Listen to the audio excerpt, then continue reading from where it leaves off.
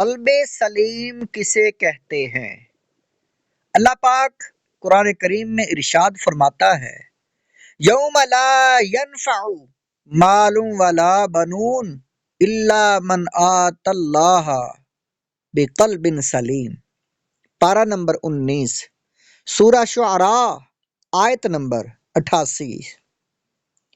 ترجمہ کنز الایمان: جس دن نہ مال کام آئے گا نہ بیٹے، مگر وہ جو اللہ کے حضور حاضر ہوا سلامت دل لے کر۔ معلوم ہوا قیامت کے دن نہ مال کام آئے گا نہ اولاد کام آئے گی، قیامت کے دن قلب سلیم کام آئے گا۔ قلب سلیم کیا ہے؟ وہ دل جو کفر و شرک سے پاک ہو، جس دل میں بدعقیدگی نہ ہو، وہ دل جو باطنی بیماریوں سے پاک ہو، جس میں حسد نہ ہو، بغض نہ ہو، کینہ نہ ہو، دنیا کی محبت نہ ہو۔ ایسے پاکیزہ دل والا روز قیامت کامیاب ہوگا۔ لوگوں میں افضل کون ہے؟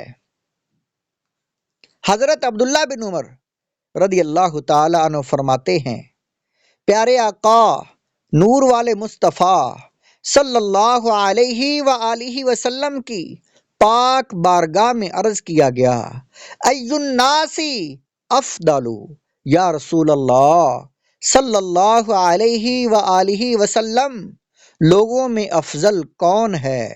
فرمایا، کلو مخموم القلب صدوق اللسانی، ہر وہ بندہ جو مخموم القلب ہے اور سچی زبان والا ہے۔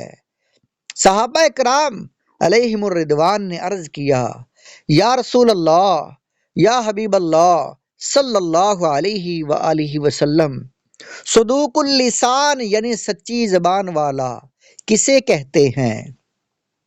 یہ تو ہم جانتے ہیں، مخموم القلب کون ہے؟ فرمایا، وہ متقی شخص جس پر کوئی گناہ نہ ہو، اس کے دل میں نہ سرکشی ہو، نہ کینہ ہو، نہ ہی حسد ہو۔ معلوم ہوا جس کی زبان سچی ہو، جھوٹ نہ بولے، اور جس کے دل میں نہ سرکشی ہو، نہ کینہ ہو، نہ بغض ہو، نہ حسد جلن ہو، وہ بندہ بڑی فضیلت والا ہے۔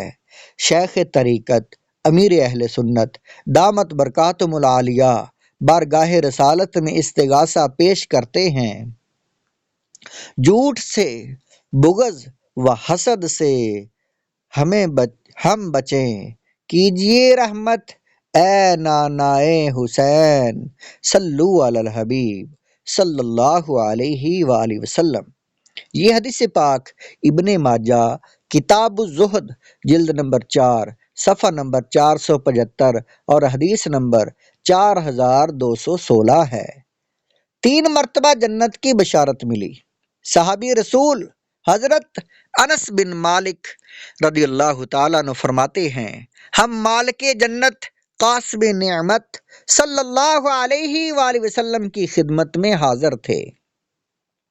آپ صلی اللہ علیہ وآلہ وسلم نے فرمایا، یطلع علیکم الآن من ھذا الفج رجل من اہل الجنہ، ابھی تمہارے پاس اس راستے سے ایک جنتی آدمی آئے گا۔ چنانچہ ایک انصاری صحابی رضی اللہ تعالیٰ عنہ وہاں سے آئے، ان کی داڑھی وضو کے پانی سے تر تھی، الٹے ہاتھ میں جوتا اٹھا رکھا تھا اور چلے آ رہے تھے۔ دوسرے دن پھر نبی اکرم نور مجسم صلی اللہ علیہ وآلہ وسلم نے فرمایا، ابھی تمہارے پاس اس راستے سے ایک جنتی آدمی آئے گا۔ دوسرے دن بھی وہی صحابی آئے، تیسرے دن پھر ایسا ہی ہوا۔ حضرت عبداللہ بن عمر رضی اللہ تعالیٰ عنہما فرماتے ہیں، اب تو میں ان انصاری صحابی رضی اللہ تعالیٰ عنہ کے گھر پہنچا اور درخواست کی کہ میں آپ کے ہاں مہمان رہنا چاہتا ہوں۔ چنانچہ میں 3 راتیں ان کے پاس رہا۔ اس دوران میں نے انہیں رات کو قیام یعنی نوافل کی کثرت کرتے ہوئے نہیں دیکھا۔ ہاں اتنا ضرور تھا کہ جب وہ اپنے بستر پر کروٹیں بدلتے تو ذکر اللہ کرتے تھے۔ ایک اچھی عادت ان کی یہ بھی تھی کہ وہ اچھی بات کہتے یا خاموش رہا کرتے۔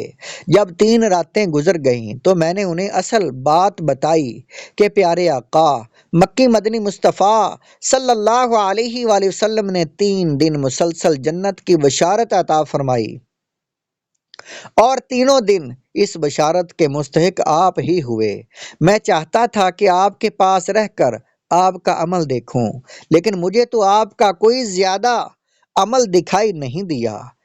ان صحابی رضی اللہ تعالیٰ عنہ نے فرمایا، میرا عمل تو وہی ہے جو آپ دیکھ چکے ہیں، البتہ ایک عمل مزید ہے، وہ یہ کہ میں اپنے دل میں کسی مسلمان کے لیے کینہ نہیں رکھتا اور نہ ہی کسی مسلمان کو ملنے والی نعمت پر حسد کرتا ہوں۔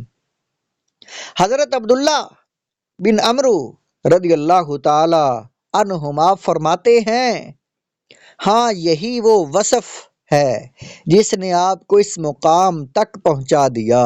سبحان اللہ، اے عاشقان رسول، دیکھا اپنے دل کو پاک رکھنا، دل میں کسی کا بغض و کینہ نہ آنے دینا، کسی سے حسد نہ رکھنا، کسی کے متعلق دل میں میل نہ رکھنا جنت میں لے جانے والا عمل ہے۔ اور دوسری جانب غور کیجئے کہ دل میں بغض رکھنے والا، حسد سانپ دل میں پالنے والا کیسا بدبخت ہے، شب برات کو بھی بخشش و مغفرت سے محروم رہتا ہے۔ اس لیے ہمیں چاہیے کہ شب برات آنے سے پہلے اپنے دل صاف کر لیں۔ اگر کسی کے متعلق دل میں کچھ میل ہے تو اسے نکال باہر پھینکے، کسی کے ساتھ ناراضی ہے تو دور کر لیں، کسی رشتہ دار کے ساتھ رنجش چل رہی ہے، کسی بھی دنیوی مسئلے میں کی بنا پر لڑائی ہے، آپس میں دوریاں ہیں تو انہیں مٹا دیں۔ تاجدار دو عالم نور مجسم صلی اللہ علیہ وآلہ وسلم نے فرمایا، جو باطل پر ہو اور جھگڑا چھوڑ دے، اللہ پاک اس کے جنت کے کونے میں گھر بنائے گا، اور جو حق پر ہوتے ہوئے بھی جھگڑا چھوڑ دے، اللہ پاک اس کے لیے جنت کے اوپر والے درجے میں گھر بنائے گا۔